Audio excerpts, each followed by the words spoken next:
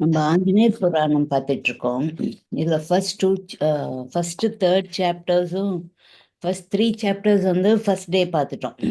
பக்தனுக்கு அருளிய பரமன், குரத்தி சொன்ன குறி, சிரஞ்சீவி அனுமான் அனுமான் பிறக்கிறது வரைக்கும் பார்த்தோம்.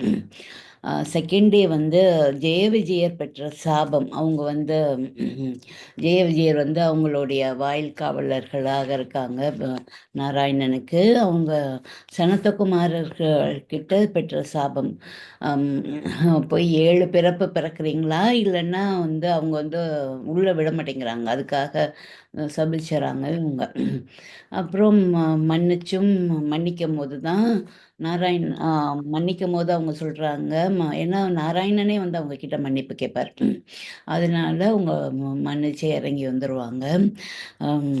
அப்போ வந்து 7 மறுபடியும் இன்கார்னேஷன், 7 தடவை மறுபடியும் பிறக்கிறீங்களா, இல்லை 3 முறை கெட்டவங்களாக பிறந்து நாராயணனாலே வதம் செய்யப்பட்டு நாராயணன்ட்டு சீக்கிரம் வந்துடுறீங்களா, நாங்கள் சீக்கிரம் தான் வரணும், கெட்டவங்களாகவே பிறக்கிறோம் நாங்கள் அப்படின்னு சொல்லிட்டு அவங்க அந்த மாதிரி பிறக்கிறாங்க.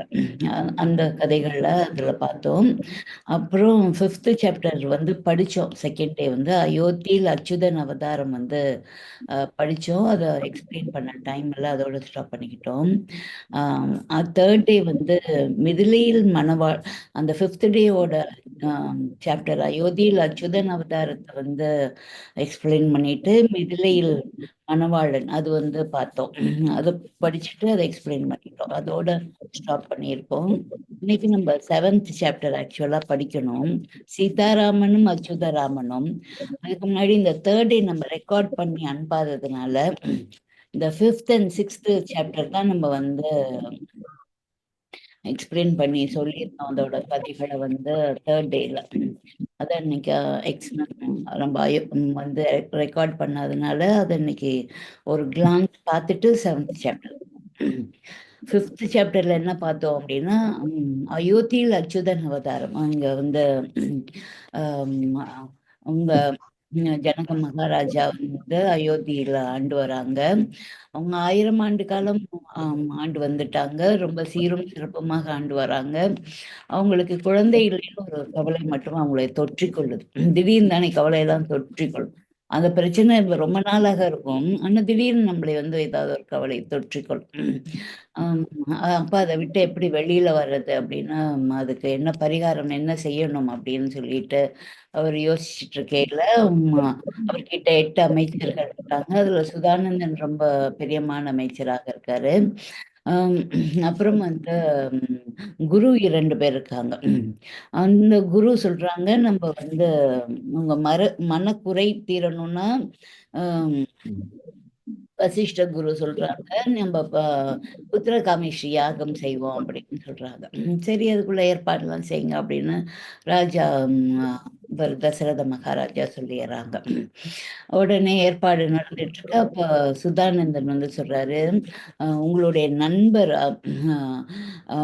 அங்க நாட்டோட அரசரும் இவர் அவருடைய மருமகனும் அங்க நாட்டு அரசர் ரோமபாதர் வந்து நம்ம தசரத மகாராஜாக்கு நெருங்கிய நண்பர். அப்போ வந்து இவருக்கு பெண் குழந்தைகள் உண்டு, தசரத மகாராஜாக்கு. அவருடைய பெண் குழந்தை சாந்தை என்பவளை வந்து சின்ன குழந்தையாக இருக்கும் போது இந்த நண்பராகிய சோமபாதர் வந்து அழகா இருக்கு இந்த குழந்தை, நல்லா இருக்கு அப்படின்னு ஏதோ சொல்லியிருக்காரு. சரி, நீங்களே எடுத்துட்டு போய் வளர்த்துக்கங்க அப்படின்னு சொல்லிடுறாரு தசரத மகாராஜா. அவருக்கு குழந்தைகள் கிடையாது, அதனால இவருக்கு கொண்டுட்டு போய் சாந்தையை வந்து வளர்த்துட்டு வர்றாரு அங்க நாட்டு ராஜா. அவங்க அங்க நாட்டுல வந்து மழையே இல்லாம ஒரு தடவை ரொம்ப கஷ்டப்படுறாங்க மக்கள்லாம், பசி தாகத்தோட எல்லா உயிரினங்களும் கஷ்டப்படுறத அந்த ராஜானால பார்க்க முடியல. அப்போ வந்து அவருக்கு ஒரு அங்க பச்சை பசேல்னு இருக்க ஊர் வந்து க அப்படியே கருகிட்டு வருது. அப்ப அங்க சாஸ்திர வல்லுனர்கள்லாம் அழைத்து மழை பெய்யறதுக்கு என்ன செய்யணும் அப்படின்னா, காசி காசிப மகரிஷியின் ஆசிரமத்துல இருக்கிறோம். அவருடைய பையன் வந்து விபாண்டகாரர் விபாண்டகருடைய வந்து புத்திரரான அம் ரிஷியஸ்ரிங்கரை நீங்க அழைத்துட்டு வந்தா இங்க மழை பெய்யும் அப்படின்னு சொல்றாங்க. யாரோ ஒருத்தவங்க மியூட் பண்ணாம இருந்தீங்கம்மா, மியூட் பண்ணிட்டாங்க. அப்போ வந்து ரிஷிஸ்ரிங்கர அழைச்சிட்டு வந்தா மழை பெய்யும் அப்படின்னோடனே, ஆனா அவர் அந்த ஆசிரமத்தை விட்டு அவர் வெளியில வந்ததே இல்ல. அவர் எப்படியாவது கூட்டிட்டு வர்றது கஷ்டம். அவர் அங்கேயே தான் இருப்பாரு அப்படின்னு சொல்லிர்றாங்க. சரின்னு என்ன செய்யலாம் அப்படின்னோடனே ஒரு யோசனை வருது. அந்த பெண்களை எல்லாம் அனுப்பி எப்படியாவது அவரை அழைத்துட்டு வந்துடலாம் அப்படின்னு சொல்லிட்டு, நாட்டிய மங்கைகள் நல்ல அழகான பெண்கள் எல்லாம் அனுப்பி வைக்கிறாங்க. இவர் காசிபர் அவருடைய பையன் விபாண்டகர் எல்லாம் இல்லாத டைம்ல வந்து அங்கே அனுப்புறாங்க. ஏன்னா அவங்கெல்லாம் இருந்தா அங்க பக்கத்துல கூட போக முடியாது. இவங்கெல்லாம் காத்துக்கிட்டே இருக்காங்க அந்த பெண்கள்லாம்.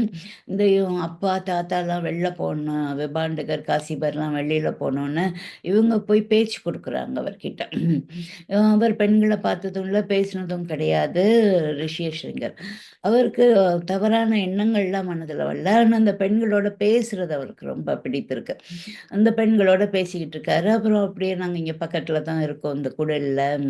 உங்களுக்கு நேரம் இருக்கும்போது வந்து பேசிட்டு இருக்க வாங்க அப்படின்னு சொல்லிட்டு அவங்க அப்படியே மெதுவா போயிடுறாங்க. அப்புறம் மறுநாள் வந்து இவருக்கு அந்த பெண்களோட பேசியிருந்தது மனதிற்கு பிடித்திருந்தது. அதனால இவர் மறுநாளும் பேசுறதுக்காக அப்படியே அந்த ஆசிரமத்தை விட்டு வெளியில வந்துடுறாங்க. வந்துடுறார். வந்து அந்த பெண்கள் இருக்க குடில் பக்கம் அப்படியே வந்தோடனே இவர் வர்றதை பார்த்தோன்னே அவங்க வந்து அப்படியே பேச்சு கொடுத்துட்டு இவரை அப்படியே நடந்து அங்க நாட்டுக்கு கூட்டிகிட்டு வந்துடுறாங்க. அங்க நாட்டுல அவர் கால் பட்டோன்னே அப்படியே மழை கொட்ட ஆரம்பிச்சிருது. மழை பெஞ்சோனே ராஜா தெரிஞ்சுக்கிட்டுறாங்க, அவர் வந்துட்டாரு அப்படின்னோடனே, மேலதாளத்தோட, அமைச்சர்களோட, பூர்ண கும்பத்தோட வந்து அவருக்கு மரியாதை செய்து, அவரை அரண்மனைக்கு அழைத்துட்டு போயிட்டு நல்ல உபச்சாரம்லாம் செய்து, அதுக்கு உங்களுக்கு வந்து குரு தட்சணையாக நாங்க ஏதாவது செய்யணும். நீங்க இவ்ளோ பெரிய ஒரு நல்ல காரியத்த செஞ்சிருக்கீங்க எங்க நாட்டுக்கு. மக்களோட அவ்ளோ பேருடைய குறைகளையும் தீர்த்துட்டீங்க மழைய பெய்ய வச்சு.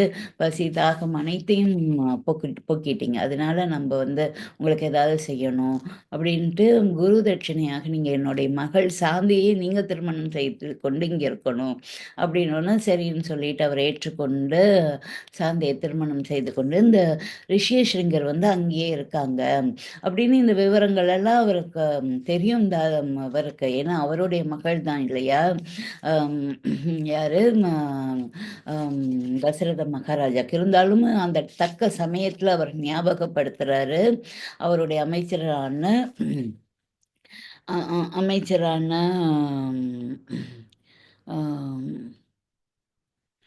ஒரு பேர் என்ன சொன்னேன்? சுமத்திரர் வந்து ஞாபகப்படுத்துறார். சரி அது மகளையும் போய் பார்க்கலாம், அவரையும் போய் அழைத்துட்டு வரலான்ட்டு உடனே வந்து ராஜா புறப்பட்டுறாரு. போயிட்டு ரங்க நாட்டுக்கு போயிட்டு நண்பரான சோமபாதரையும் பார்த்துட்டு, மகள் சாந்தையும் பார்த்துட்டு இந்த மாதிரி விஷயத்த சொல்றார். நீ சொல்லியிருந்தா நானே கூட்டிகிட்டு வந்திருப்பேனே, இதுக்காக நீ இவ்வளோ தூரம் வரணுமா அப்படின்னு சொல்லி நண்பர் சொல்கிறாரு. இல்லை சாந்தையும் பார்க்கணும், அதுக்காக தான் நான் வந்தேனோன்னு உடனே ரிஷியேஷ்ரிங்கர்கிட்ட அவங்க மாமனார் சொல்லி அந்த முனிவரையும் கூட்டிட்டு வராங்க. முனிவர் வந்தோடனே யாகம் வந்து புத்திர காமேஷ்டி யாகம் வந்து தொடங்க பெற்று நல்லபடியாக நடந்துக்கிட்டு வருது. முடிகிற நாள் அன்று அதுலேருந்து ஒரு அந்த ரிஷியஸ்ரிங்கர் யாகம் செஞ்சுக்கிட்டு இருக்கையில் அந்த யாகத்துல இருந்து ஒரு தேவ புருஷன் வந்து தோன்றுறாரு. அவர் அழகிய வேலைப்பாடுகளோட கூடிய தங்க கிண்ணத்தை ஏந்திக்கிட்டு வராரு. அதை தசரதம் மகாராஜாவை தாழ்த்தி அவர் தலை வணங்கி அந்த தேவ புருஷன் அவர் திவ்ய தேஜஸோட இருக்கிறார். அந்த யாக குண்டத்திலேருந்தே வரார். சக்கரவர்த்தி பிரம்ம தேவரால் நான் அனுப்பப்பட்டிருக்கேன் அப்படின்னு சொல்கிறார். உடனே தசரத மகாராஜாவும் எந்திரிச்சு கைகளை வணக்கம் சொல்லி, தேவபுருஷா உன்னது நல்வரவு வந்து நல்ல மங்களங்களை உண்டாகட்டும், இங்கே நல்ல விசேஷங்கள் எல்லாம் உண்டாகட்டும் அப்படின்னு சொல்லி வரவேற்கிறாங்க. அப்போ தேவபுருஷன் சொல்கிறாரு, உங்களுடைய பக்தி நிறைந்த ஆராதனை வந்து தேவர்கள் எல்லாம் ஆனந்தமாக ஏற்றுக்கொண்டாங்க. அதனால அவங்க உணவாக உள்ள அவங்களுடைய அமிர்தத்துக்கு சமமான இந்த பாயசத்தை உங்களுக்கு கொடுத்து அனுப்பியிருக்காங்க.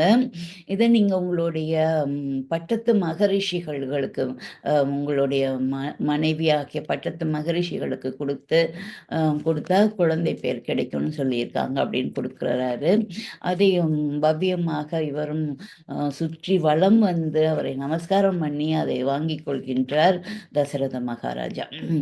வாங்கிட்டு அதை அப்புறம் பட்டத்து மகரிஷிகள் அந்த புறத்தில் இருக்காங்க. இங்கே உள்ள எல்லாருக்கும் யாகம்லாம் முடித்து எல்லாருக்கும் கொடுக்க வேண்டியது பொற்காசுகள், குதிரைகள், யானைகள் எல்லாருக்கும் பரிசு பொருட்களை கொடுத்து எல்லா முனிவர்கள் எல்லாம் வந்திருந்தவங்க அவ்வளோ பேரை அனுப்பிட்டு அதுக்கப்புறம் அந்த புறத்துக்கு போய் அவருக்கு 3 மனைவிகள். அதை வந்து அந்த பாயச கிண்ணத்தை வந்து முதல்வன் மனைவியான கௌசல்யாவுக்கு வந்து பாதி இதை கொடுத்துறாங்க. மீதி இருந்ததில் பாதி கால்வாசியை வந்து 2வது மனைவியான சுமத்திரைக்கு கொடுக்குறாங்க. 3வது மனைவி கைகேய்க்கு மறுபடியும் அதில் இருக்க கால்வாசியை கொடுக்குறாங்க. அப்புறம் கிண்ணத்தில் மறுபடியும் மீதி கொஞ்சம் ஒட்டிகிட்டு இருக்கு, அதையும் கைகேய்க்கே கொடுக்குறாங்க. இதை சாப்பிட்ட கொஞ்ச நாள்லேயே எல்லாரும் கருவுற்றுறாங்க. அப்போ வந்து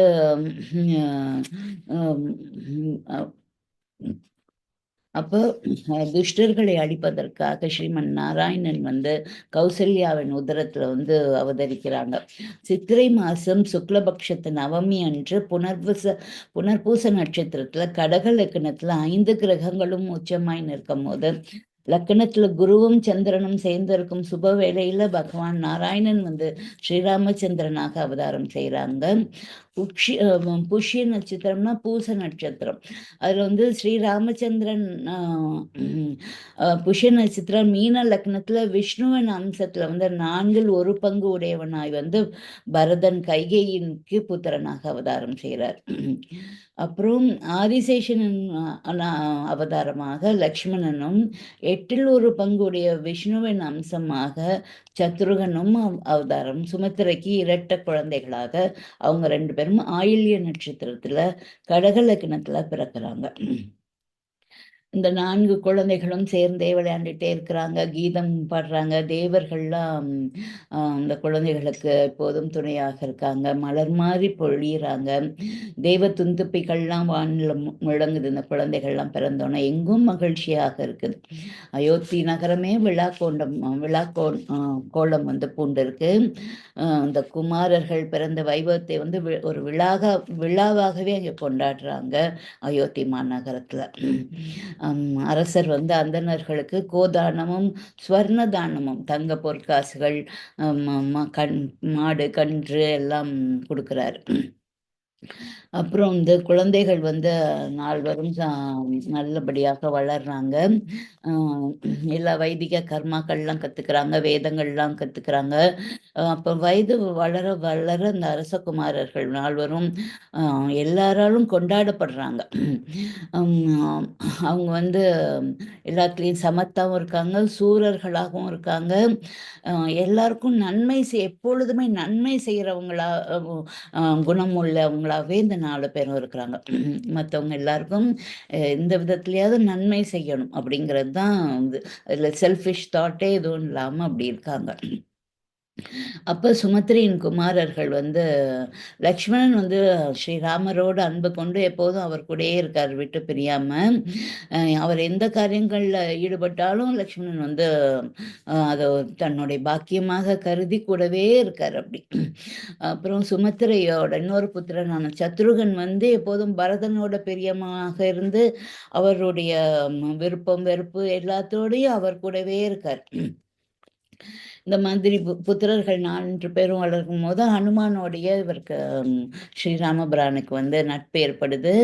அப்ப ஹனுமான் பார்க்கும்போதெல்லாம் அவருக்கு மகிழ்ச்சி ஏற்படுதாம். மனம் வந்து அப்படியே பூரிக்குதாம் ஸ்ரீராமபிரானுக்கு. அப்போ அவருக்கு வேண்டிய கனிகள், பழங்கள் எல்லாம் ஸ்ரீராமபிரான் வந்து குடுத்து அவர பக்கத்துல இருக்கிற மாரியே பார்த்துக்குவாராம். அப்போ அப்படியே வருடங்கள் ஓடுது. அப்போ வந்து ஒரு நாள் வந்து விஸ்வாமித்திரர் அரண்மனைக்குள்ளார நுழையிறத பார்க்குறாரு. அப்ப ஹனுமான கூப்பிட்டு, அம் "நான் பிறந்ததோட நோக்கம் வந்து நிறைவேற ஆரம்பிக்க போது. அதனால நீ வந்து அ இவர்கிட்ட போயிரு. ம அம் ராவணன அழிக்க வேண்டிய கட்டம் இப்போ கொஞ்சம் கொஞ்சமா நிறைவேற போது. நீ சுக்ரீவனோட நட்பு கொண்டு அவருடைய அமைச்சராயிரு. அப்ப உன்னுடைய உதவி எனக்கு அப்ப தேவைப்படும்." அப்படின்னு சொன்னோனே, ஹனுமான் வந்து அவர்கிட்ட விடை பெற்றுக்கொண்டு சுக்ரீவனை நோக்கி போறாங்க. இதோட 5th சாப்டர் நம்ம பார்த்தோம். முன்னாடியே படிச்சு அன்னைக்கு எக்ஸ்பிளைனும் பண்ணிட்டேன். அன்னைக்கு ரெக்கார்ட் பண்ணதுனால இப்ப மறுபடியும் சொல்லியிருக்கேன். 6th சாப்டரும் நம்ம படிச்சு எக்ஸ்பிளைன் பண்ணியாச்சு. அதையும் ஒரு கிளான்ஸ் மட்டும் பார்த்துருவோம் இப்ப. மிதிலையில் மணவாளன். அப்ப இவங்கள கூட்டிட்டு போறேன் அப்படின்னு சொல்லி ஆம், தசரத மகாராஜா கிட்ட விஸ்வாமித்திரர் வந்து கேட்கிறார். நாங்கெல்லாம் யாகம் செஞ்சுட்டு இருக்கோம். அங்க ஆம், அந்த அசுரர்கள்லாம் வந்து அது அந்த யாகத்தை தடை செய்கிறாங்க. நாங்கள் யாகம் செய்யும்போது போர் செஞ்சோன்னா, அவங்கள விரட்டணும்னா, ஏதாவது அவங்களுக்கு துன்பம் கொடுத்தோன்னா, அப்போ யாகத்தை தொடர்ந்து செய்ய முடியாது. அது அந்த செயல் வந்து இதை தடுத்துரும். அதனால உன்னுடைய புத்திரர்களை எனக்கு துணையாக அனுப்பிவிடு. யாகத்துக்கு எந்த பங்கமும் ஏற்படாமல் அவங்களுக்கு காவல் இருக்கட்டும் அப்படின்னு கேட்குறாரு. ஏன்னா அவங்களுக்கு இப்போ தான் 16 வயசு ஆகுது. ராமபிரானையும் நான் எப்படி அனுப்புவேன்? என்னால் அனுப்ப முடியாது. நான் வரேன். ஏன்னா விஸ்வாமித்திரர் கோபக்காரர். ஏதாவது சபிச்சிருவார் மகன் அப்படின்னு சொல்லிட்டு இவர் கெஞ்சுறாரு தசரத மகாராஜா விஸ்வாமித்திரர் காலில் விழுந்து. நான் என்ன கூட்டு நான் வரேன் அப்படின்னு. அப்போ அவர் வந்து உன் பையங்களை அனுப்புறதுன்னா அனுப்பு, இல்லைன்னா நான் போகிறேன் அப்படின்னு அவருக்கு கோபம் வந்துடுது. அப்போ குரு வசிஷ்டர் சொல்கிறாங்க, இல்லை உங்கள் பையன் அனுப்புங்க. பையனை அனுப்புனா அவனுடைய பராக்கிரமம், அவன் எவ்வளோ பலசாலி, எவ்வளோ கெட்டிக்காரன் அவன் அப்படிங்கிறது இந்த உலகத்துக்கு தெரிய வரும். நீங்கள் தைரியமாக அனுப்புங்க அப்படின்னு சொன்னோன்னே, அவர் குருவே சொன்னோன்னே அவர் சரியே அனுப்புகிறேன் அப்படின்னோன்னே அவருடைய கோபம் தணிஞ்சிருது விஸ்வாமித்திரர். சரின்னு ராமபிரானை கூப்பிடையில லக்ஷ்மணன் ஓட்டிக்கிட்டே வந்துடுறார் கூடவே. நானும் தான் வருவேன் அப்படின்னு சொல்லிட்டு. சரின்னு 2 பையங்களையும் கூட்டிட்டு புறப்படுறாரு. போகிற வழியெல்லாம் கதைகள் சொல்கிறாரு. நிறைய விஷயங்களை வந்து சொல்லிக்கிட்டே போறாரு. சொல்லிட்டே போகும்போது அந்த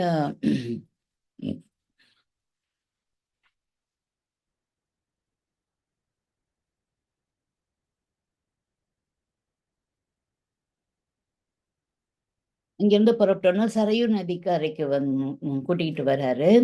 அவங்க ஆற்றை கடந்து தென்கரையை சேர்ந்ததும் அன்று இரவு பொழுது அங்கேயே கழிக்க முடிவு செய்கிறாங்க. ராமர் லக்ஷ்மணனை அழைத்து ஆசமனம் செய்ய சொல்றாரு. அங்க பல அதிபல அப்படின்னு சொல்லி 2 மந்திரங்களை உபதேசம் செய்கிறார். அந்த 2 மந்திரங்கள் பல அதிபலா அப்படின்னு சொன்னா என்ன அப்படின்னு பார்த்தோம்னா, அது பசி மற்றும் களைப்பை வந்து அந்த மந்திரங்களை சொன்னா இருக்காதாம். ஏன்னா அவங்க காடுகளுக்குள்ளாரெல்லாம் போறாங்க, காவல் பார்க்கணும். அந்த டைம்ல பசி களைப்பெல்லாம் வந்தா செய்ய முடியாது இல்லையா? அதனால அந்த மந்திரங்கள் எல்லாம் மகரிஷி வந்து அந்த பசங்களான ராமர் லக்ஷ்மணனுக்கு உபதேசிக்கிறார். அவங்களும் விடிந்ததும் நீராடி குளிச்சுட்டு அவங்களுடைய கர்மானுஷ்டங்கள், அதாவது அவங்களுடைய கடமைகள் எல்லாம் முடிச்சுட்டு புறப்படுறாங்க. அப்போ அவங்க தானு ஆசிரமத்தை அடையும் போது அங்கே இரவு ஆயிருது. அங்கே முனிவர்கள்லாம் ஆனந்தமாக பொழுத கழிச்சிட்டு இருக்காங்க. குழந்தைகள் இருவரும் பிரயாணத்துல வந்து அலுப்பு தட்டாது இருக்க. அவங்க வந்து அவங்க செல்லும் வழிகளில் உள்ள உள்ள ஹிஸ்ட்ரி, அந்த வரலாற்று பிரசித்தி உள்ள இடங்களை பற்றிய எல்லாம் விருத்தாந்தங்களை எல்லாம் முனிவர் வந்து இந்த 2 பசங்களுக்கும் போற வழி பூரான்னு சொல்லிட்டு போறாரு. மறுநாள் அங்கருந்து புறப்பட்டு கங்கை கரையை அடையிறாங்க. அங்கே ஓடத்துல ஏறி அக்கரையில உள்ள அடர்ந்த ஆரண்யத்தை அடையிறாங்க. அங்கே மனிதர்களே அந்த வனத்துல கிடையாது. அங்கே தாடகைன்னு ஒரு கொடிய அரக்கி வந்து அங்கே வசித்து வரா. ஒரு சமயம் இந்திரன் வந்து விருத்ராசுரனை கொன்னுட்டு அத காரணத்தினால அவனுக்கு பிரம்மகத்தி தோஷம் வந்து தொற்றிக்கொள்ளுது. அவன் மீது இரக்கம் கொண்டு முனிவர்கள்லாம் அவன் அங்க அழைத்து வந்து அங்க இருக்க சொல்றாங்க. அவனை கங்கை நீர்ல குளிக்க வச்சு அவனோட பாவத்தை இங்க உள்ள இந்த 2 நாடுகளுக்கும் சேருமாறு கொடுக்க சொல்றாங்க. அந்த மாதிரி இந்திரன் வந்து கங்கையில குளிச்சு அந்த பிரம்மகத்தி தோஷத்தை அந்த காடுகள்கிட்ட கொடுத்தோன்னு அந்த பாவத்திலிருந்து விடுபட்டு இந்திரன் வந்து மலதம் கருசம் அப்படின்னு அந்த நாடுகளுக்கு பெயர் கொடுத்துட்டு அப்புறம் வந்து சுபிக்ஷமாக விளங்குமாறு ஆசிர்வதிக்கிறாரு. மற்ற தேவர்களும் அவ்வாறே விளங்குக அப்படின்னு சொல்லி அதை ஆசிர்வதிக்கிறாங்க. அதனால அந்த நாடுகள் வந்து ரொம்ப சுபிக்ஷமாக இருக்கு, அந்த 2 நாடுகளும்.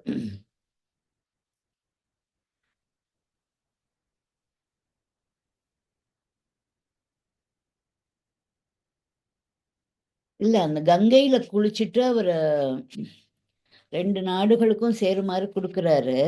அப்புறம் அந்த அந்த பாபத்திலேருந்து விடுபடுறாரு இந்திரன்னு. அது சந்தோஷத்துல இந்த மலதம் கருசம் அந்த நாடுகளுக்கு வந்து சாப விமோக்ஷனமும் கொடுத்துறாரு அவரே, சுபிக்ஷமாக இருக்கிறது சொல்லி. அப்ப மற்ற தேவர்களும் அவ்வாறே விளங்குகன்னு சொன்னதுனால அந்த 2 நாடுகளும் ரொம்ப சுபிக்ஷமாக இருக்கு. அந்த இடத்துக்கு பேரு தாடக வனம் அப்படிங்கிற ஒரு பெயரும் உண்டு. அந்த தாடக வனத்துல தான் இப்ப அந்த தாடகை அப்படிங்கிற அந்த அரக்கியும் இருக்கா. அந்த அவ எப்படி அரக்கி ஆனா அப்படிங்கிற கதையும் இந்த சாப்டர்ல சொல்லியிருக்காங்க. சுகேது அப்படிங்கிறவர் வந்து ஒரு பராக்கிரமசாலி. அவர் வந்து அவங்களுக்கு ரொம்ப நாளா பிள்ளை இல்லாம இருக்காங்க. அவர் ரொம்ப நாள் தவம் இருக்காரு பிரம்மதேவனை குறித்து. அப்போ மகிழ்ச்சியுற்ற பிரம்மதேவன் வந்து உனக்கு என்ன வேணும் அப்படின்னு கேட்கும்போது, எனக்கு இந்த பிறவியில வந்து புத்திரர் பாக்கியம் வந்து கொடு அப்படின்னு கேட்கும்போது, உனக்கு இந்த பிறவியில புத்திர பாக்கியம் இல்லை, ஆனா உனக்கு ஒரு பெண் பிறப்பா, அந்த பெண் வந்து பெண் குழந்தை பிறக்கும் அப்படின்னு சுகேது சொல்றாரு. அப்படியானா அந்த எனக்கு ஆண் குழந்தை இல்லைன்னா அந்த பெண்ணுக்கு அந்த ஆணுக்குள்ள பலத்தை வந்து அந்த பெண்ணுக்கு கொடுங்க அப்படின்னு கேட்குறாங்க. சரி, அவளுக்கு வந்து 1000 யானைகள் பலம் இருக்கும் அப்படின்னு சொல்லிடுறாங்க. அவளால எந்த ரூபத்திலையும் உடனே மாறிக்க முடியும். அவளுடைய நம்ம காஸ்டியூம் சேஞ்ச் பண்ற மாதிரி உருவத்தையே அவளால எந்த ரூபத்திலையும் மாறிக்க முடியும் அப்படின்னா அந்த வரத்தையும் பிரம்மதேவன் கொடுத்துட்டு போயிடுறாரு. அப்போ தாடகை அப்படிங்கிற அந்த பெண் பிறந்து வளர்ந்து வரா. காட்டுல வந்து சுந்தன் அப்படிங்கிற ஒரு யக்ஷனை வந்து காதலித்து மனம் செய்து கொள்றான். இந்த யக்ஷன் சுந்தன் வந்து தன் மனைவி ரொம்ப பலாக்கிரமசாலி, தன் ரொம்ப பலமுடையவள் அப்படின்னு சொல்லிட்டு அவருக்கு ரொம்ப கர்வமாக இருக்கும். அதனால முனிவர்கள் எல்லாம் போய் துன்புறுத்துவாரு. அப்ப ஒரு தடவை அகஸ்தியரை போய் அவர் வந்து என்னுடைய மனைவி வந்து அவ்வளோ இது உங்களே வந்து அவர் சாப்பிட்டுருவா அப்படி இப்படின்லாம் போய் பயமுறுத்துறாரு.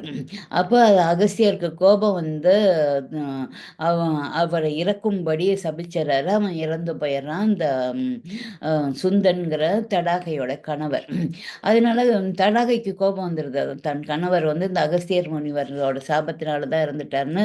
ஒன்று நாங்கள் அங்கே கோபத்தோட போய் நான் உன்னை கொன்று சாப்பிட்ருவேன், உன்னோட ரத்தத்தெல்லாம் நான் குடிச்சிருவேன் அப்படின்னு தபசியான அகஸ்தியர்கிட்ட போய் இவ கத்துறா. அவருக்கு கோபம் வந்து அகஸ்தியரை நெருங்க முடியுமா இவ? அதனால நீ மனிதனை வந்து புசிக்க ஓடி ஓடி வந்த, என்னுடைய ரத்தத்தை குடிக்க வந்த, அதனால நீ ராட்சசியாக நீ போ அப்படின்னு சொல்லிடுறாரு. உன் மகனையும் கூட்டிட்டு போறா, உன் மகனும் ராட்சசனாக போகட்டும் அப்படின்னு சொல்லிடுறாரு. அவளுக்கு 2 மகன்கள், சுபாகு மாரீசன் அப்படின்னு 2 பையன்கள். அதனால இப்போ வந்து அவ சண்டைக்கு வரா. இந்த இப்ப முனிவர்கள்லாம் யாகம் ஆரம்பிச்சிட்டாங்க. அம், இவ வழியிலே இவங்க வ- அந்த போகும்போதே யாகத்துக்கு போறதுக்கு முன்னாடியே வந்து அம், முனிவர் வசிஷ்டர் வந்து இவங்க ரெண்டு பேரையும் கூட்டிட்டு போயிட்டு இருக்கார் அந்த தாடகாவனத்துக்கு. அங்க இவ தாடகை வந்துடுறா. என்ன ரெண்டு பையங்களை கூட்டிகிட்டு வந்திருக்க அப்படின்லாம் கேலி பண்றா. ஆம், அப்ப இவ தான் நான் சொன்ன தாடகை, இவளை இந்த நொடியே அழிச்சிரு அப்படின்லாம் சொல்றாரு முனிவர். இருந்தாலும் ராமர் வந்து சண்டை போட்டுக்கிட்டே இருக்காரு, வில் அம்பெல்லாம் ஆம், விட்டுட்டே இருக்காரு. அவ உருவம் மாறி வரா, மழையாக வரா, என்னென்னமோ அப்படி மாறி மாறி வரா. பொழுதும் முடிய போகுது, சாயங்கால பொழுது ஆயிடுது. அதனால வசிஷ்டர் சொல்றாரு, நீ அவளை இந்த நொடி விட்டுட்டேன்னா அவளை கொல்ல முடியாது, மாலை ஆயிட்டா அசுரர்களுக்கு வந்து பலம் ஜாஸ்தி ஆயிரும், கெட்டதெல்லாம் அவங்க தான் பக்கம் சேர்த்துக்கிட்டுருவாங்க, அதனால நீ இப்பே கொன்று அப்படின்னு சொல்லுவாரு ராஜா. சரி, ஆனா அவ பெண்ணாக இருக்காளே அவளுக்கு அப்படின்னோடனே இவர் வசிஷ்டர் சொல்லுவாங்க, வசிஷ்டர் இல்லை, விஸ்வாமித்திரர். விஸ்வாமித்திரர் சொல்லுவாங்க, அவளுக்கு பெண்ணுக்குள்ள லட்சணங்கள் ஒன்று கூட கிடையாது. ஈவு இரக்கம், ஆம், சுய பச்சாதாபம், பெண்ணுக்குள்ள எந்த இலக்கணங்களும் அவளுக்கு கிடையாது. அதனால அவளை நீ பெண்ணுன்னு யோசிக்காத, அவளை கொன்று அப்படின்னு சொல்லிடுவாங்க. சரின்ட்டு அப்புறம் அவ அம்பை விட்டோன்னா அவ இறந்து போயிடறா. தாடகை வந்து இறந்து போயிடறா. அப்போ ஆமா, விஸ்வாமித்திரருக்கு ரொம்ப சந்தோஷம் ஆயிரும். அவர் நிறைய அஸ்திரங்கள் எல்லாம் கொடுக்குறாரு ராமருக்கும்.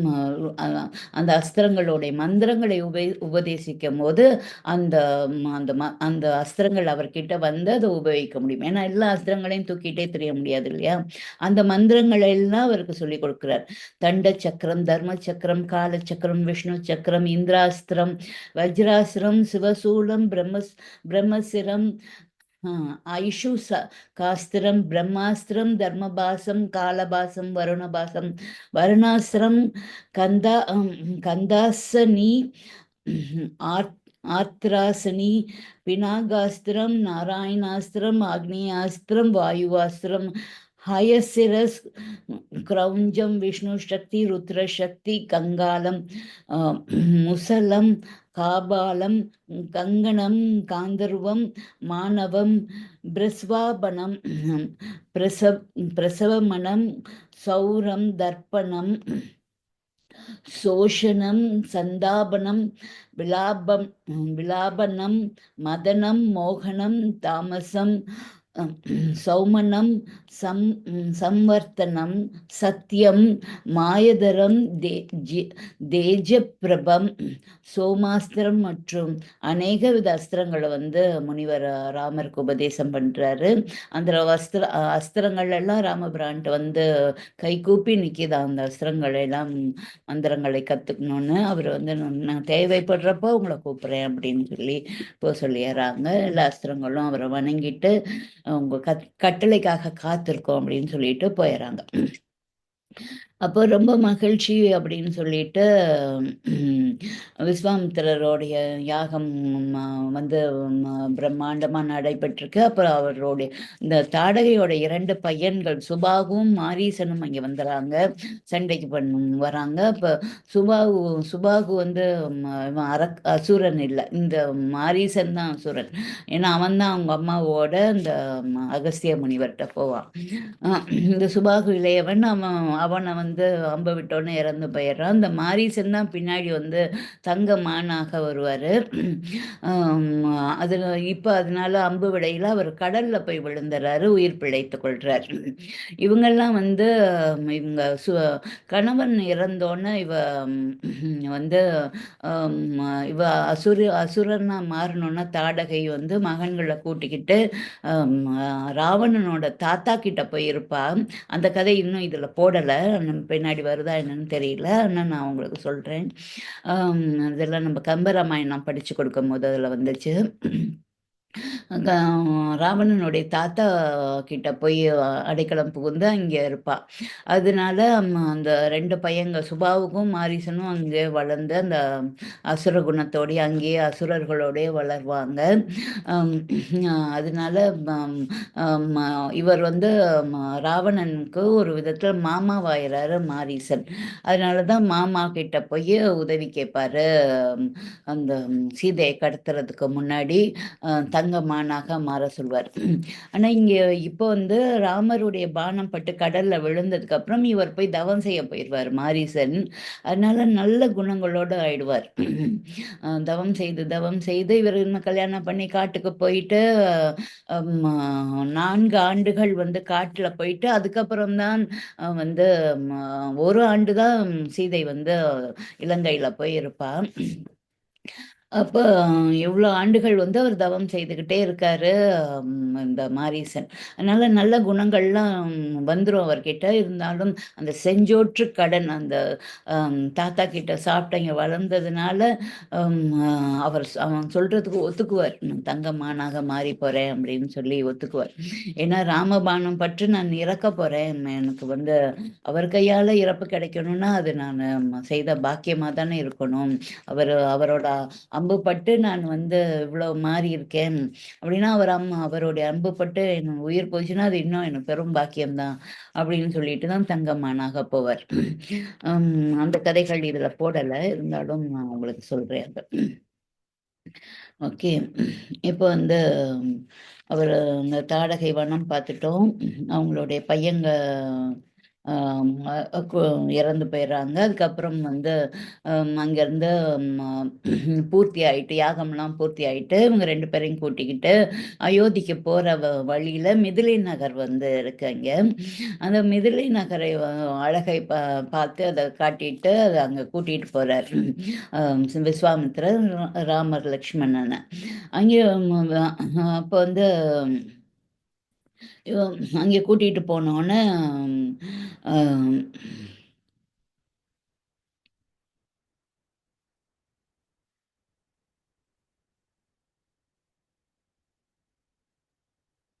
அப்ப அங்க வழியில வந்து ஒரு ஆசிரமம் இருக்கு. அந்த மிதிலா நகருக்கு போற வழியில, அங்கே ஒரு ஆசிரமம் இருக்கு. அந்த ஆசிரமம் வந்து பாழடைந்ததாக இருக்கு. "இது என்ன இங்க ஒரு ஆசிரமம் இருக்கு, இப்படி பாழடைந்து இருக்கே?" அப்படின்னு ராமபிரான் கேட்குறாங்க. இங்க வந்து கௌசிக மகரிஷி அவர் பத்தினியோட இங்க வாழ்ந்து வந்தாரு. அம் அ அகல்யாவோட இங்க வாழ்ந்து வந்தாங்க. அவங்க அழகுல சிறந்த பெண். அவ்ளோ நல்ல பெண் அவங்க. அம் அது வந்து ஒரு பேரா தான் குடுத்துருக்காங்க. ஆனா, அந்த அகலிகை யார் என்ன அந்த விவரம் இதுல சொல்லல. ஆனா, நமக்கு வந்து கம்பராமாயணத்துல சொல்லியிருந்தாங்க. அவ வந்து பிரம்மதேவனுடைய ஒரு பெண். அவரு எல்லா அழகையும் சேர்த்து ஒரு பெண் எப்படி இருப்பார்ன்னு அவர் வடிவமைக்கிறார். எல்லா நல்ல குணங்களோடையும் ஒரு பெண் எப்படி இருக்க முடியும் அப்படின்னு சொல்லிட்டு, அப்ப அந்த அகலிகை வந்து தோன்றுறாங்க பிரம்மதேவனுக்கு. அந்த பெண்ணை வளர்த்து வரும்பொழுது இந்திரன் விடாம விரட்டிட்டே இருப்பான். அந்த பெண்ண எப்படியாவது அடைஞ்சிரணும்னு. அதனால அவனுக்கு பயந்துகிட்டு ம் இந்த அ கௌதம மகரிஷியின் ஆசிரமத்தில அந்த பெண்ண கொண்டு வந்து விட்டிருப்பாரு. இந்த மகரிஷிக்கு பணிவிடை செய்ய. அந்த பெண்ணும் மனதில எந்த ஒரு சஞ்சலமும் இல்லாமல் அனைத்து கடமைகளையும் அந்த வந்து முனிவருக்கு செய்து வராங்க. முனிவரும் அந்த பெண் மேல சற்று கூட ஒரு துளி கூட எந்த ஒரு ஆசையும் கண்ணால கூட தவறு செய்யாமல் அந்த பெண்ணோட ஒரு சின்ன ஆசிரமத்துக்குள்ளார 2 பேரும் இருப்பாங்க. மனதில எந்த ஒரு கெட்ட எண்ணமும் இல்லாமல் 2 பேரும் ஒரே ஆசிரமத்தில இருப்பாங்க. அதை பார்த்து பிரம்மதேவனுக்கே ஆச்சரியமாக இருந்து அவங்க 2 பேருக்கும் திருமணம் செய்து வைப்பாரு. அப்ப அங்க இருக்கும்போது ஒரு நாள் சேவலாக இந்த பிரம்ம இந்திரன் வந்து சேவல கூவ வச்சு, சேவல் கூவுனோனே கௌதம மகரிஷி விடிஞ்சிருச்சு அப்படின்னு சொல்லிட்டு, அவரு கங்கா ஸ்நானத்துக்கு புறப்பட்டு போயிர்றாரு. குளிக்க போயிர்றாரு. அந்த டைம்ல கௌதம மகரிஷியாகவே அவன் மாறி ஆசிரமத்துக்குள்ளார வந்து, "இன்னும் பொழுது விடியல, நான் தெரியாம போயிட்டேன்" அப்படின்னு சொல்லிட்டு, அ வந்து அந்த பெண்ணோட அகல்யையோட கூடிருவாரு. சேர்ந்துருவாரு. மகரிஷி அங்க ஆற்றங்கரைக்கு போனோன தான் சூரியனே வரல அப்படின்னு ஏதோ தவறு நடந்திருக்கணும்னு ஆசிரமத்துக்கு திரும்பி வந்தா, இவன் வந்து கபடதாரியாக இந்த இந்திரன் வந்து இவர் வர்றது தெரிஞ்சோனே வெளியில ஓடுவான். அம் என்னோட ரூபத்த கொண்டு என்னைய ஒரு பெண் ஆசையினால இப்படி செஞ்சுட்ட அப்படின்னு சொல்லிட்டு, உன் உடம்பு பூரா பெண் குறிகளாக வரட்டும்னு அவனுக்கு சாபம் கொடுத்து அவன அனுப்பிர்றாரு. அவன் வெட்கப்பட்டு ஒரு தாமரையோட தண்டுல போய் ஒளிஞ்சுக்குவான். உடம்பு பூரா பெண் குறிகளாக வந்துரும் அவனுக்கு. அம் அங்க போய் ஒளிஞ்சுக்குவான். 1000 ஆண்டுகள் அதுக்குள்ளாரயே அ தாமரை தண்டுக்குள்ளாரயே இருப்பான். அந்த விவரங்கள்லாம் நம்ப வேற புக்குங்கள்ல படிச்சிருக்கோம். அப்புறம் இந்த பெண்ணுக்கும் அவனோட ஸ்பரிசம் அவனுடைய உடம்ப நீ தொட்டோனே உனக்கு தெரிஞ்சிருக்கும். அது நான் இல்லைன்னு. இருந்தாலும் நீ அவனோட அப்படி இருந்துட்ட. அதனால நீ ஒரு கல்லாக போ அப்படின்னோனே, அவ மன்னிப்பு கேட்டு அழுவா. அப்ப சாப விமோசனம் கேட்பா. அப்ப ராமபிரான் பிறக்கப் போறாங்க. அவங்க இங்க வரும்போது அவங்களுடைய கால் பட்டோனே நீ பெண்ணாக மாறுவ அப்படின்னு சாப விமோசனமும் கொடுப்பார். சரின்னு இப்ப அதுதான் அந்த ஆசிரமம். இது உனக்காக தான் அந்த அம்மையார் கல்லாக காத்திருக்காங்க அப்படின்னோனே, இவரு போயிட்டு வேத மந்திரங்கள சொல்லி அந்த கல் மேல பட்டோனே, அவங்க ஒரு அழகிய பெண்ணாக மாறி, அ அகலி ராமபிரான வணங்குவாங்க. அப்ப ராமபிரான் தாயே அப்படின்னு சொல்லிட்டு அவங்கள நமஸ்காரம் பண்ணி, அ அ அவங்கள நமஸ்காரம் பண்ணி பண்றாரு. அப்ப சாபம் நீங்கியும் அ அந்த அவங்க ராமபிரானுடைய கால்களுக்கெல்லாம் பூஜை செய்து அம் உபசரிக்கிறாங்க. அப்ப ம கௌதம முனிவர் ஞான திருஷ்டி தெரிஞ்சு உடனே அங்க வந்துர்றாங்க. அ அவங்க தன் மனைவியோட இவருக்கு அர்க்கியம் எல்லாம் உடனே எல்லாம் உபசரிக்கிறாரு. ராமபிரானையும், விஸ்வாமித்திரரையும், லக்ஷ்மணனையும் கௌரவிக்கிறார். அதுக்கப்புறம் அம் கௌதமர் அப்புறம் அங்கேருந்து இவங்க 2 பேரையும் ஜனக மகாராஜா இருக்க இடத்துக்கு கூட்டிட்டு போறாரு மகரிஷி. அப்ப அங்க கௌதம மகரிஷியின் அ இப்ப கௌதம மகரிஷியோட கதை பார்த்தோம் இல்லையா? அவருக்கு ஒரு பையன் சதானந்தர். இந்த அகலியைக்கும் அவருக்கும் பிறந்த சதானந்தர் வளர்ந்து, இங்க தான் அம் அம் இப்ப இவங்க போற அந்த இடத்துல அமைச்சராக இருக்கார். இப்ப இவங்க போற இடம் மிதிலாபுரி. அங்க தான் இந்த சீதா மாதா பிறந்த இடம். அவங்களுடைய அப்பா ஜனக மகாராஜா இருக்காங்க. சீதா தேவி அந்த மிதிலாப்புலி ப புரியில இருக்காங்க.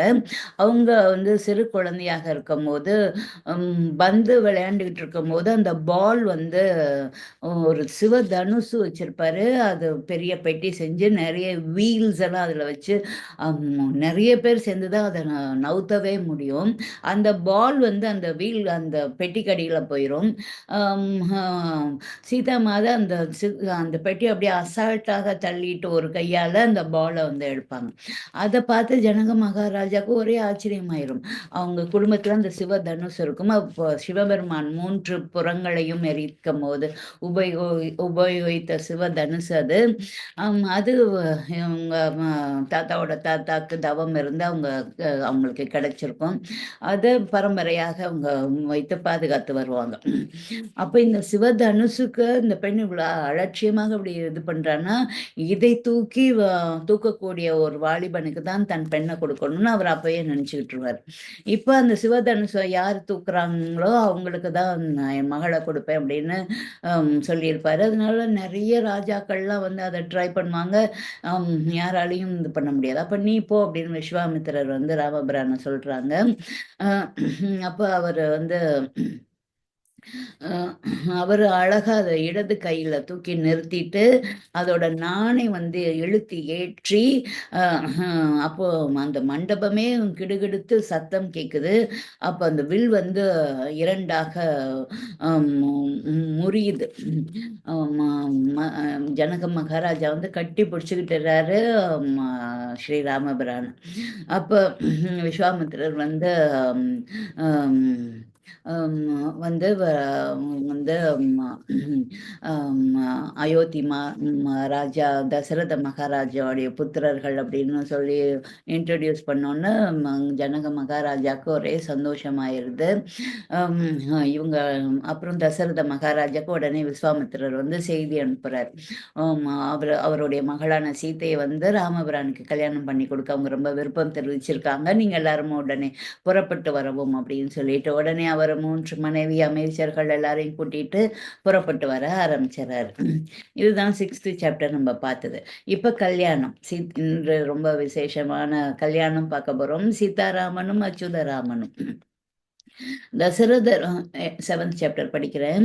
தசரதர் மிதிலைக்கு வந்து சேர்ந்ததும் ஜனகர் அவரை வரவேற்று உபசரித்தார். முனிவர்களும் அரசர்களும் அறிஞர்களும் நிறைந்திருந்த ஜனகருடைய சபையில் தசரதருடைய குலகுருவான வசிஷ்டர் எழுந்து நின்று முறைப்படி அயோத்தி மன்னனுடைய வம்ச கிரமத்தை எடுத்து சொல்லலானார்.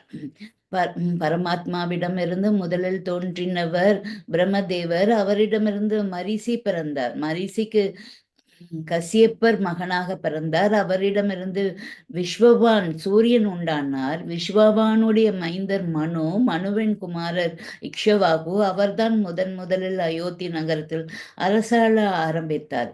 இக்ஷவாகுவின் புத்திரன் குஷி என்பவன். அவன் மகன் விகுஷி.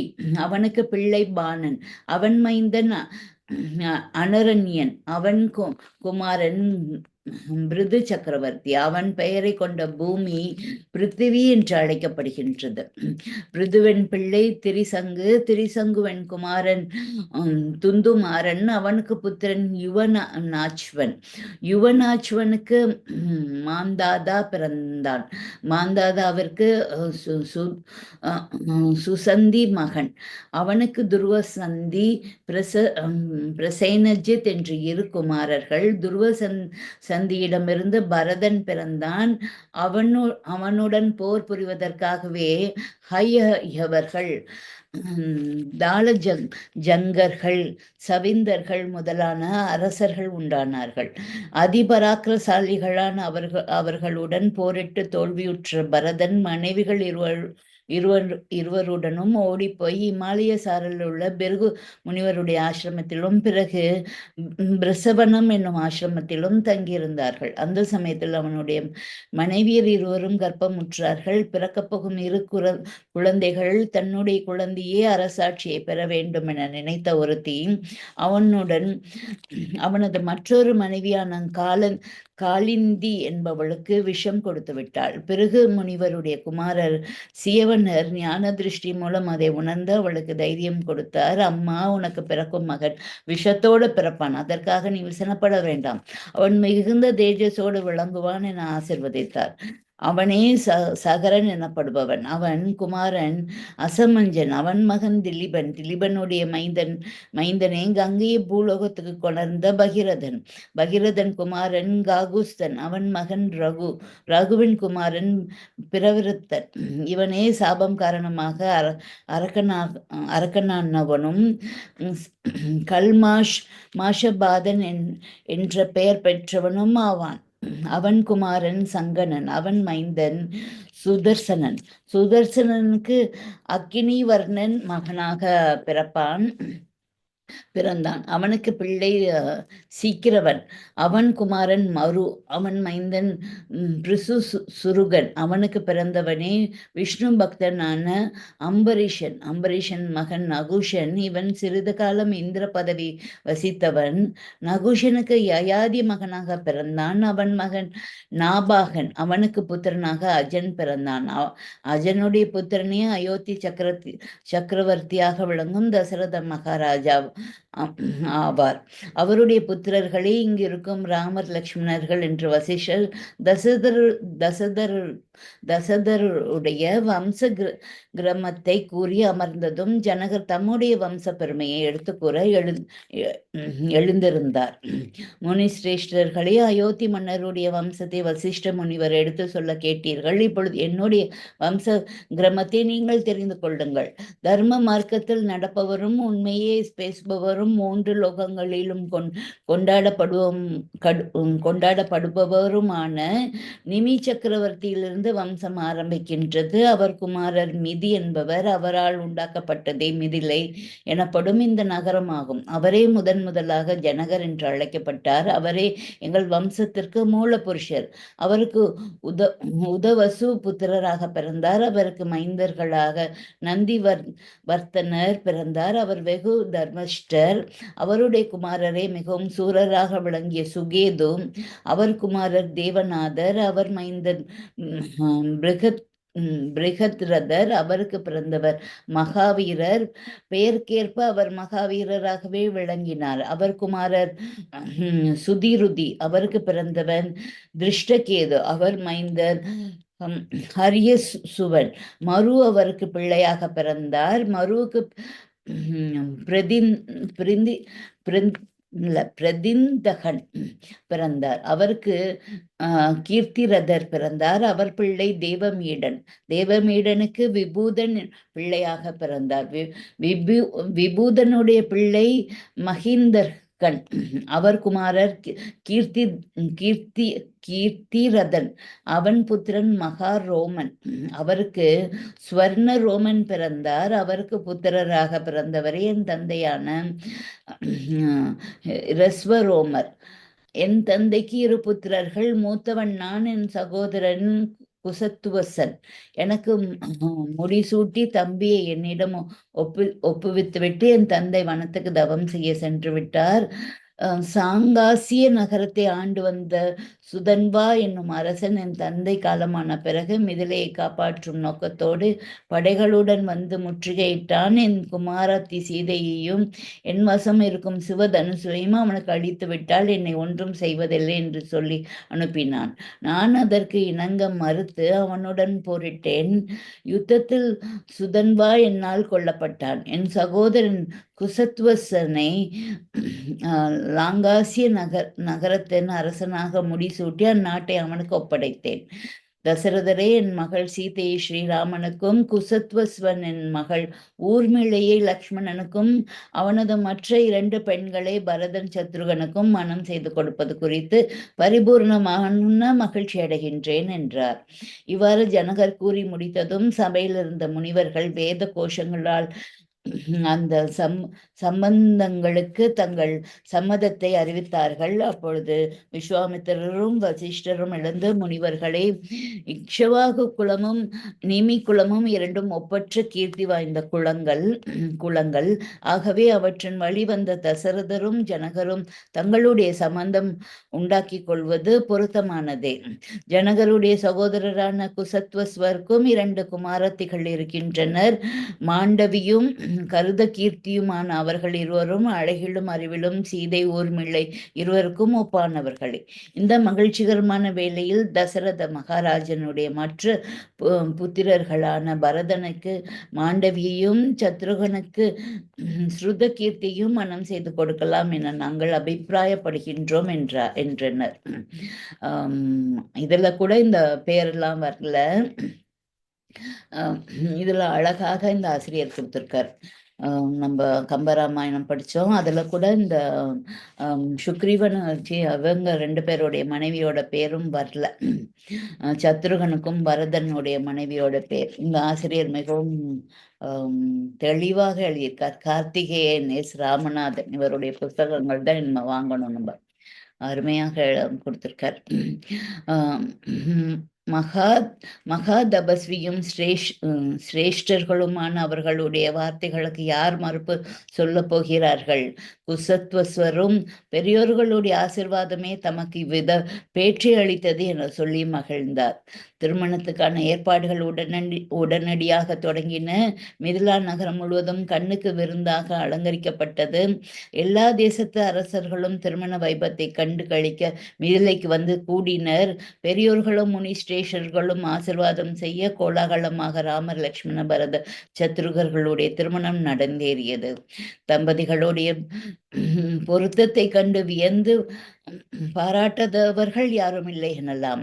எங்கும் ஒரே மகிழ்ச்சி வெள்ளம் கரை புரண்டோடியது. தம்முடைய காரியம் முடிந்து விட்டது என விஸ்வாமித்திரர் தச தசரதரி தசரதரிடமும் ஜனகரிடமும் விடைபெற்று இம்மாலயத்தில் உள்ள கௌசிகி நதி தீர்த்தத்துக்கு சென்றார்.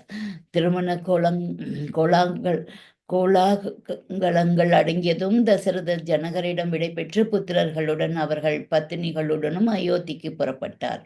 திருமணம் முடிந்து அயோத்தி திரும்பிய தசரதரை நடுவழியில் பரசுராமர் தடுத்தார். எங்கே ராமன்? ஜனகரிடமிருந்து சிவதனுசை முறித்து விட்டதாக புகழ்கிறார்களே, இதோ என்னிடம் இருக்கும் விஷ்ணு தனுசுவிடம் அவன் பராக்கிரமத்தை காட்டட்டும் என்று கர்ஜித்தார். இந்த பரசுராமர் யாருன்னா விஷ்ணுவுடைய ஒரு அவதாரம் தான். அவருடைய இந்த ராமர் அவதாரத்துக்கு முந்தைய அவதாரம். ஆனா இப்ப இதோட தான் அவருடைய அவதாரம் முடியும். பரசுராமருடைய பெயரை கேட்டதுமே தசரதர் கவலைக்கு உள்ளானார்.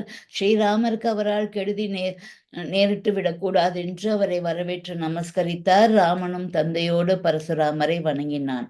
ஹே ராமா, ஜனகிடமிருந்து சிவதனுசு ஏற்கனவே சிறிது பிளவை உடையதென்றோ? விஸ்வகர்மா இரு அற்புத வில்லை உண்டாக்கினான். அவற்றில் ஒன்றை தேவர்கள் பரமேஸ்வரனுக்கும் திரிபுரம் சம்ஹாரம் சமயத்தில் கொடுத்தனர். மற்றொரு வில்லை ஸ்ரீமன் நாராயணனிடம் கொடுத்தார்கள். சிவன் விஷ்ணு இருவருடைய பலத்தை அறிய விரும்பிய தேவர்கள் பிரம்மனிடம் இருவரில் யார் அதிக பலமுடையவர் என கேட்டனர். அதை சாக்கிட்டு பிரம்மனால் சிவன் விஷ்ணு இருவரிடையே பயங்கர யுத்தம் உண்டாக்கப்பட்டது. இருவரும் ஆக்ரோஷத்தோடு போர் புரிகையில் விஷ்ணுவின் ஹூங்கார சப்தத்தால் சிவனிடமிருந்தே வில் சிறிது முறிந்தது. அதை கண்டு ஈசன் திடுக்கிட்டு யுத்தத்தை நிறுத்தினார். அவர்களுடைய மோதலால் சகல லோகங்களும் அழிந்துவிடும் என்பதை உணர்ந்த தேவர்கள் அவர்களை பிரார்த்தித்து யுத்தத்தை கைவிடுமாறு வேண்டினர். இருவரும் அவ்வாறே சமாதானம் அடைந்தனர். முறிவுபட்ட வில் தமக்கு தேவையில்லை என ஈசன் விதேக நாட்டு மன்னரான தேவராதரிடம் கொடுத்து விட்டார். அந்த வில் தான் தலைமுறையாக பாதுகாக்கப்பட்டு வந்து ஜனகனால் உன்னிடம் காட்டப்பட்டது. ஏற்கனவே முறிந்திருந்த வில்லை இரண்டாக முறிய செய்தது ஆச்சரியமில்லை. இதோ என்னிடம் இருக்கும் வில் விஷ்ணுவிடமிருந்து வில்லாகும். எங்கள் முன்னோர்களான ரிஷிகரிடம் மகாவிஷ்ணுவால் கொடுக்கப்பட்டதாகும். ரிஷிகர் என் தந்தை ஜமுதகனிக்கு அதை கொடுத்தார். ஆயுதங்களை விட்டொழித்து இருக்கையில் அற்ப புத்தியுள்ள கார்த்தவீரியாசுரன் என் தந்தையை கொன்றான். அந்த கோபத்தால் பூலோகத்தில் 21 தலைமுறை அரசு பூண்டே இல்லாது அழித்தேன். மகேந்திர மலையில் இருந்து வரும் நான் சிவதனுசுவை ஒடித்து உன் பிரதாபத்தை கேட்டு புறப்பட்டு வந்தேன். உன் சாமர்த்தியத்தை இதனிடம் காட்ட பார்க்கலாம். நீ ஒரு சத்திரியனாக இருப்பாயானால் என்னுடைய சவாலை ஏற்பாய் என்றார் பரசுராமர். அருகில் இருந்தவர்கள் என்ன நடக்குமோ என பயந்தனர். ஸ்ரீராமன் முன் வந்து பரசுராமனை வணங்கினார். பெரியவரே, அந்த தாங்கள் சத்திரியர்கள் ஒருவன் தங்களின் தந்தையை கொன்ற காரணத்தால் பூலோகத்தில் அரசு பூண்டே இல்லாது ஒழித்து விஷயத்தை நான் ஏற்கனவே அறிந்துள்ளேன். தங்களிடம் எனக்கு மிக்க மதிப்புண்டு. தங்களுடைய சவாலை ஏற்காவிடில் நான் சத்திரியன் அல்லன் என ஆகின்றது. ஆகவே தங்கள் விருப்பப்படி தங்களிடம் உள்ள வில்லை நான் வளைத்து நான் ஏற்றுகின்றேன் என்று கூறி பரசுராமரிடமிருந்து வில்லை வாங்கி வளைத்து நான் ஏற்றி அம்பை பூட்டினான். ராமருடைய செய்கை கண்டு தசரதர் ஆனந்த கண்ணீர் விட்டார். அந்தன சிரேஷ்டரே என அழைத்த ஸ்ரீராமன், தங்களுக்கு இப்பொழுது திருப்தி தானே? பூஜ்யரான தங்களிடம் நான் பணியுடன் ஒன்று வேண்டுகின்றேன். இதுவோ விஷ்ணுவின் தனுசு. ஆகவே இதில் பூட்டப்பட்ட பானம் வீண் போகாது. இதற்கான இரையை வாங்கி கொள்ளாமல் திரும்பாது. இதற்கு தாங்களே பதில் சொல்ல வேண்டும். தங்களுடைய கால்களை வாங்கட்டுமா அல்லது வேறு எந்த பொருளை இதற்கு இரையாக கொடுக்கின்றீர்கள் சொல்லுங்கள் என்றான். ஆஹா என்று கூடியிருந்தவர்கள் ஆரவாரம் செய்தனர். பரசுராமருடைய மேனி நடுங்கியது. ராமா, என் கால்களை விட்டுவிடு. அவற்றை நான் இழக்கக்கூடாது. சத்திரிய பூண்டே இல்லாது அழிந்த பின்னர் இந்த பூமண்டலத்தில் சாபத்தை காசியப்ப முனிவருக்கு தானம் செய்து என் தோஷத்தை போக்கிக் கொண்டேன். அப்போது காசியப்பர், பரசுராமா, பூமி முழுமையும் எனக்கு தானம் செய்து விட்டபடியால் அவை அனைத்தும் எனக்கு சொந்தமாகிவிட்டது. ஆகவே நீ இனி பூமியில் தங்கக்கூடாது, இப்பொழுதே போய்விட என்றார். ஆகவே நான் மகேந்திர மலையின் உச்சியிலே காலத்தை கழித்து வருகின்றேன். பூமியிலே ஒரு இரவு கூட தங்குவதில்லை. பூமியில் இறங்கி வந்தால் இரவுக்குள் மகேந்திர மலைக்கு திரும்பிவிட வேண்டும். என் கால்களை இழப்பேன், ஆனால் காசிபருடைய சாபத்துக்கு ஆளாக நேரிடும். ஆகவே தயவு செய்து என் கால்களை விட்டுவிடு. உன் பானத்தை இரையாக இதுவரை நான் சேமித்து வைத்துள்ள புண்ணியம் அனைத்தையும் அளிக்கின்றேன், உன் பானத்துக்கு இரையாக என்று கைகூப்பி வேண்டினார். ஸ்ரீராமர் அதற்கு சம்மதித்து பானத்தை விட அது பரசுராமருடைய புண்ணியத்தை கவர்ந்து கொண்டு ராமனிடம் திரும்பி வந்தது. பரசுராமரிடம் இருந்த தேஜஸ் மறைந்தது. மறுபடியும் கைகூப்பி ஸ்ரீராமரை வணங்கி, ஹே ராமா, நீ யார் என்பதை நான் அறிவேன். அதன் காரணமாகவே உன்னுடைய வில்லை உன்னிடம் ஒப்படைக்கவே நான் வந்தேன். என் காரியம் முடிந்து விட்டது, நான் திரும்பி செல்ல அனுமதி அளிக்க வேண்டும் என்று பிரார்த்தித்தார். ஸ்ரீராமனும் மகிழ்ச்சியுடன் அவர் திரும்பி செல்ல விடை கொடுத்தான். பலராமர் மகேந்திர மலைக்கு புறப்பட்டு சென்றார். பரசுராமருடைய மகாவிஷ்ணுவின் அம்சமே அந்த அம்சம் மீண்டும் ஸ்ரீமன் நாராயணன் ஆகிய ராமனை வந்து அடையவே அந்நிகழ்ச்சி ஏற்பட்டதோ என தேவர்கள் புகழ்ந்து கொண்டாடினார்கள். பின்னர் தசரதர் எவ்வித இடையூறுமின்றி அனைவருடனும் அயோத்தியை அடைந்தார். அயோத்தி மக்கள் அனைவரும் எதிர்கொண்டு வந்து சீதாராமனை மகிழ்ச்சியுடன் வரவேற்று கொண்டாடினார்கள். வீதிகள் தோறும் அழகிய தோரணங்கள் அவர்களை ஆனந்தமாக வரவேற்றன. அயோத்தியா புரிய ஆனந்தபுரியாக விளங்கியது. அடுத்த சாப்டர் வந்து நம்ம 7th முடிச்சிட்டோம். 8th வந்து தந்தை சொல் மிக்க மந்திரம் இல்லை அப்படின்னு சொல்லிட்டு இந்த சாப்டர்ஸ் எல்லாம் அவங்க ஷார்ட், அதாவது எல்லா விஷயங்களையும் ஒரே சாப்டருக்குள்ளார நிறைய விஷயங்களை கொண்டு வந்துட்டாங்க. இப்போ அடுத்ததும் பார்த்தீங்கன்னா காட்டுக்கு போகிறது வந்துடுது. அதனால ஹனுமானுடைய லீலைகள் வந்து இன்னும் சீக்கிரமாக வந்துடும். அதனால தான் இவங்க இதெல்லாம் கொஞ்சம் ஷார்ட்டாக ஸ்வீட்டாக அப்படியே கொடுத்துட்டாங்க. ஏன்னா ஹனுமான் புராணம் இல்லையா, அப்புறம் ஹனுமானை பற்றி விரிவாக இன்னும் ஃபியூ சாப்டர்ஸில் ஆரம்பம் ஆயிரும். இப்போ இந்த 7th சாப்டர் என்ன பார்த்தோம் அப்படின்னு பார்த்தா, இங்கே இதெல்லாம் அகலியை வந்து கல்லாக இருந்தவங்களை வந்து பெண்ணாக மாற்றி அவங்க பையன்கிட்ட வந்து சுதானந்தன் இங்கே அமைச்சராக இருக்கார் மிதலாபுரியில், அவங்க கிட்ட வந்து சொன்னோன்னு அவர் சந்தோஷப்படுறாரு சுதானந்தன். அதுக்கப்புறம் வந்து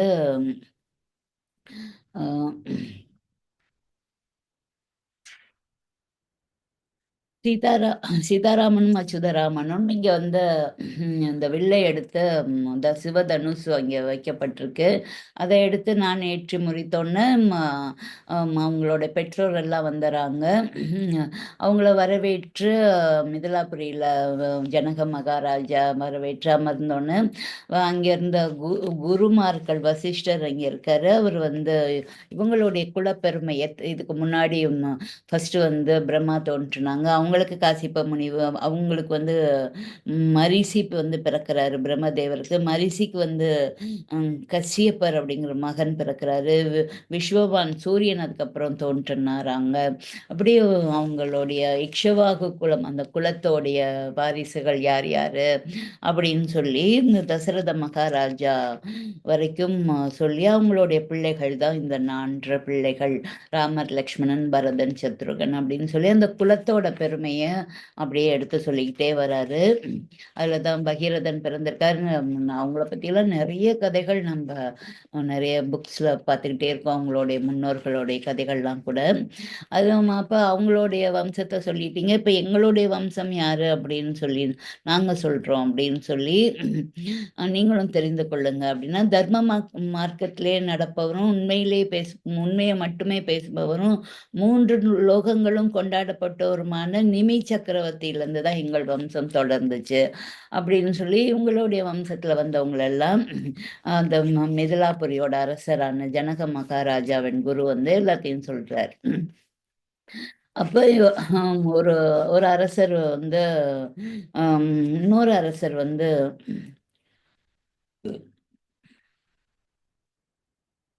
மருது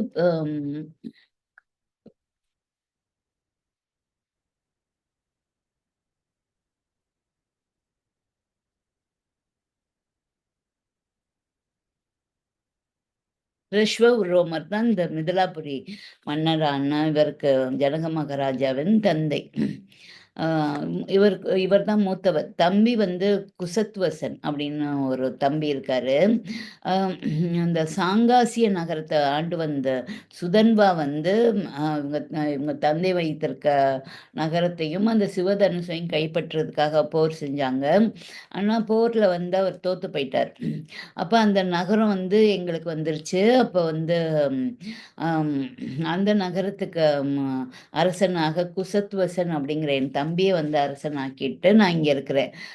அதனால என்னுடைய பெண்ணான சீதையை வந்து ஆம், ராமபிரானுக்கும் குசத்வசனின் பெண்களான ஊர்மிளையை வந்து லக்ஷ்மணனுக்கும் கொடுக்க நான் சம்மதிக்கிறேன்.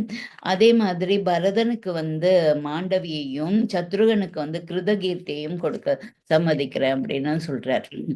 அப்போ குசத்வசனும் பெரியோர்கள் எல்லாரும் சேர்ந்து நல்ல முடிவு எடுத்திருக்கீங்க, எனக்கும் சம்மதம், நாங்க இந்த சம்மதம் கிடைக்க நான் பெரும் பாக்கியம் செய்திருக்கணும். அவரும் சந்தோஷப்படுறார். அப்போ ஊரே அப்படியே அலங்காரம் செய்யப்படுது. மக்கள்லாம் அவ்வளோ சந்தோஷப்படுறாங்க. தான தர்மங்கள் அவ்வளோ செஞ்சு அந்த கல்யாணம் 4 கல்யாணமும் ஒன்றா நடக்குது. 4 குழந்தைகளுக்கும் ஒரே டைமில் தசரதருடைய குழந்தைகளுக்கு கல்யாணம் நடக்குது. எல்லா சடங்குகள்லாம் முடிந்து எல்லாம் ஆர்ப்பாட்டங்கள்லாம் முடிந்ததுக்கப்புறம் 4 பேரையும் 4 தம்பதி சமேதரமாக 4 பிள்ளைகளையும் அவர் அழைத்து கொண்டு பாதி வழியில் போகும்போது பரசுராமர் வந்து தடுக்கிறார். அவர் யாருன்னு பார்த்தோம்னா அவர் வந்து ராஜாக்கள் எல்லாத்தையும் அழித்துக்கிட்டு 21 தலைமுறைக்கு ராஜாவே இல்லாமல் ராஜாங்கிற அவங்க இல்லாமல் 21 தலைமுறையாக பூண்டு வரைக்கும் அப்படியே அழிச்சிட்டு வர்றார் அவர். அவர் ஏன் அப்படி செய்கிறாருன்னா அவங்க அப்பா வந்து தவம் செஞ்சுக்கிட்டு இருக்கும்போது அவர் ஆசிரமத்தில் இருக்கும்போது இவர் பரசுராமருடைய அப்பா வந்து செய்யும்போது கர்த்தவய்யாசுரன் அப்படின்னு சொல்லிட்டு ஒரு அசுரன் வந்து படைகளோட அவர் ராஜாவன் வந்து படைகளோட வேட்டையாட வரான். அப்போ அந்த விவரம் இதில் சொல்லலை, இருந்தாலும் நான் உங்களுக்கு சொல்கிறேன். அப்போ வந்து அவர் அவங்க எல்லாம் இரவாயிருது, அதனால இவங்க ஆசிரமத்துக்கு வராங்க பசி தாகத்தோட. அங்கே அவர் வந்து காமதேனு பசு அவர்கிட்ட இருக்கு. அது அதை வந்து அதை வைத்து இவர் அனைவருக்கும் சாப்பாடு தயார் பண்ணி ஒரு நிமிஷ நேரத்துக்குள்ளார அனைவருக்கும் சாப்பாடு கொடுத்துறாரு. அவருக்கு ஒரே கர்த்தவியாசுரனுக்கு ஒரே ஆச்சரியமாயிருது, எப்படி வந்து இவ்வளோ சீக்கிரம் சாப்பாடு இவ்வளோ பேருக்கும் உங்களால் கொடுக்க முடிஞ்சிச்சுன்னா எல்லாம் காமதேனுவோட மகிமை தாம்னோன்னா, அதை நீங்கள் காட்டுக்குள்ளார இருக்கிறீங்க முனிவர், உங்களுக்கு எதுக்கு அது நகரத்தில் இருக்க எங்களுக்கு கொடுத்தீங்கனாலும் எங்களுக்கு உபயோகமாக இருக்கும், அதை தந்துருங்க அப்படின்னா அவர் வந்து தரேன் அப்படின்னு சொல்றதுக்கு முன்னாடியே என்ன கேட்காம நீங்க எப்படி தரோன்னு சொல்லலாம் அப்படின்னு காமதேனுக்கு கோபம் வந்துடுது. ஆனோடனே நீங்கள் அவங்க காமதேனுவே கேளுங்கன்னா அது அது போக மறுத்துருது. அப்புறம் என்ன கேட்காம நீங்கள் எப்படி தரலாம் அப்படின்னு சொல்லி அது அது கோச்சுக்குது. இந்த கார்த்திகேயசுரனோட பையங்க என்ன செய்கிறாங்க, இந்த முனிவர் கொடுக்கலையா அப்படின்னு சொல்லிட்டு அந்த காமதேனு பசு வந்து கோச்சிக்கிட்டு போயிடுது, அங்கே இருந்துட்டு தேவலோகத்துக்கே போயிடுது.